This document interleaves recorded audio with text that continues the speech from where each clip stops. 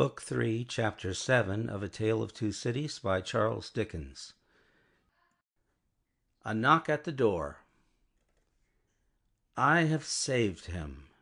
It was not another of the dreams in which he had often come back. He was really here, and yet his wife trembled, and a vague but heavy fear was upon her.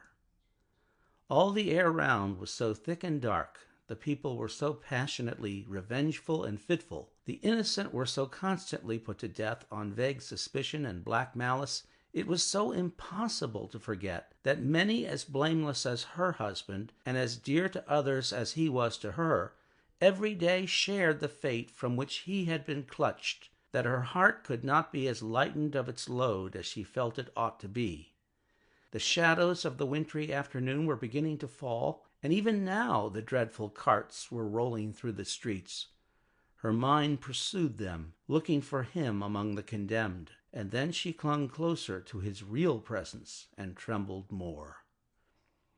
Her father, cheering her, showed a compassionate superiority to this woman's weakness, which was wonderful to see. No garret, no shoemaking, no 105 North Tower now. He had accomplished the task he had set himself. His promise was redeemed. He had saved Charles. Let them all lean upon him. Their housekeeping was of a very frugal kind, not only because that was the safest way of life, involving the least offense to the people, but because they were not rich, and Charles, throughout his imprisonment, had to pay heavily for his bad food and for his guard and towards the living of the poorer prisoners. Partly on this account, and partly to avoid a domestic spy, they kept no servant. The citizen and citizeness who acted as porters at the courtyard gate rendered them occasional service, and Jerry, almost wholly transferred to them by Mr. Lorry, had become their daily retainer, and had his bed there every night.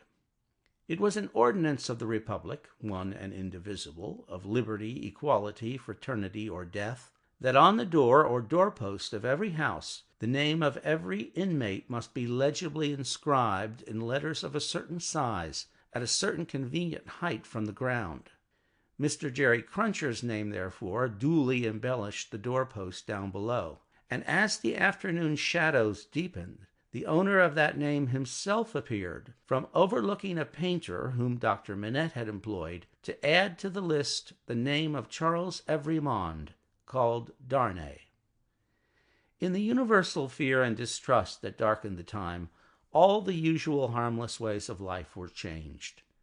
In the doctor's little household, as in very many others, the articles of daily consumption that were wanted were purchased every evening in small quantities and at various small shops.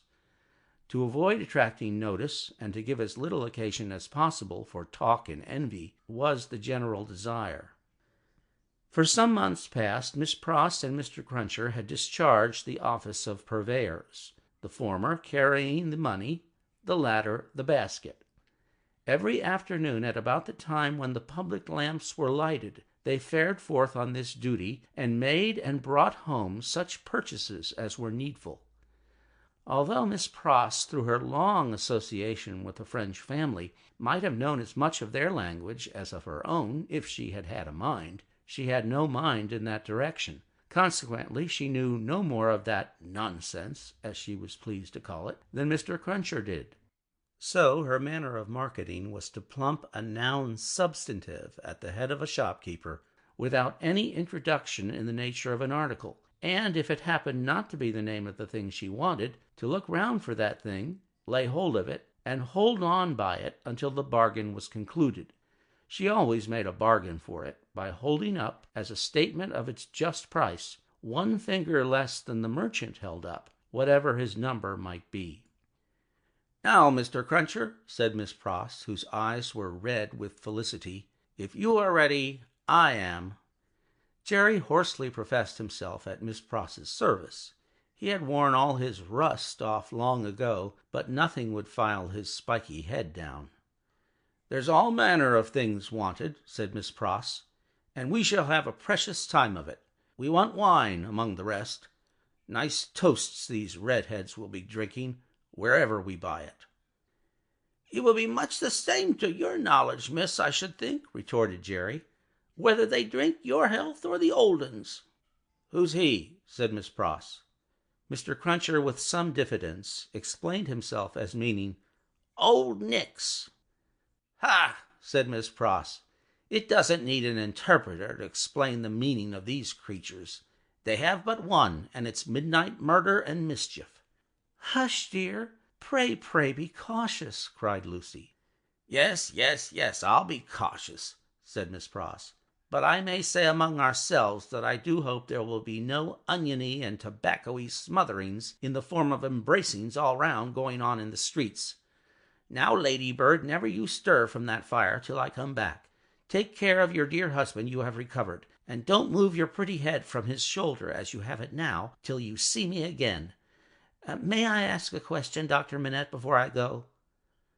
"I think you may take that liberty," the doctor answered, smiling.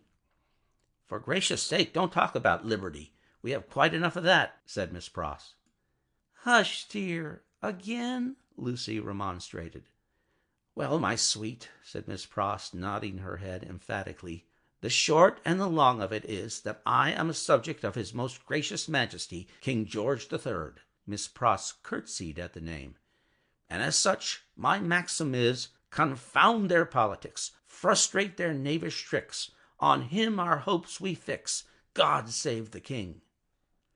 Mr. Cruncher, in an access of loyalty, growlingly repeated the words after Miss Pross, like somebody at church.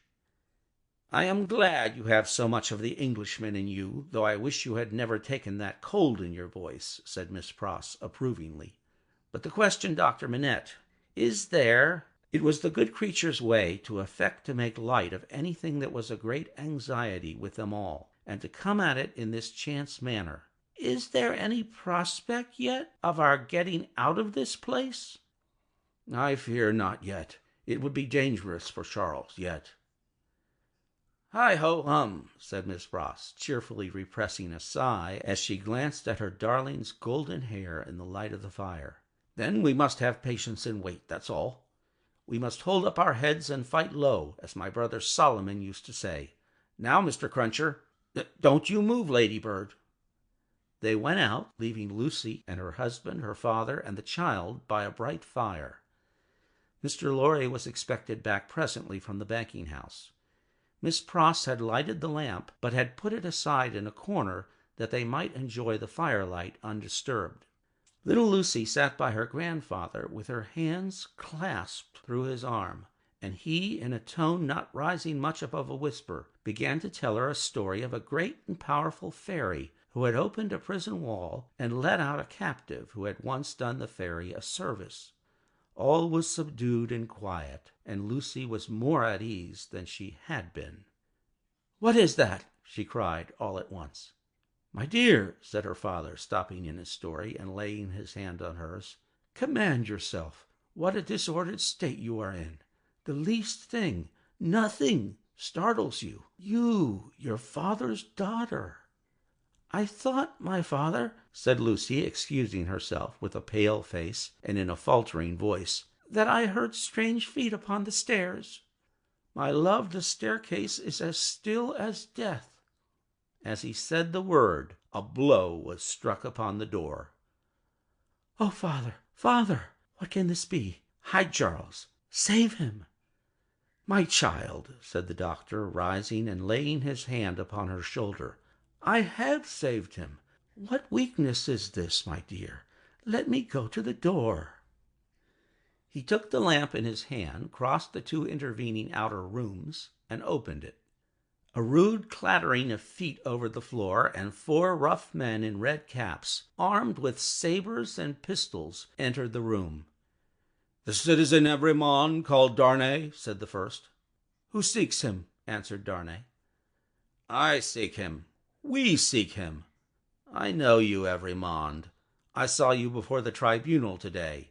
You are again the prisoner of the Republic." The 4 surrounded him, where he stood with his wife and child clinging to him. "Tell me, how and why am I again a prisoner?" "It is enough that you return straight to the conciergerie, and will know tomorrow. You are summoned for tomorrow." Dr. Manette, whom this visitation had so turned into stone that he stood with the lamp in his hand as if he were a statue made to hold it, moved after these words were spoken, put the lamp down, and confronting the speaker, and taking him not urgently by the loose front of his red woolen shirt, said, "You know him, you have said. Do you know me?" "Yes, I know you, citizen doctor." "We all know you, citizen doctor," said the other three. He looked abstractedly from one to another, and said in a lower voice, after a pause, "Will you answer his question to me, then? How does this happen?"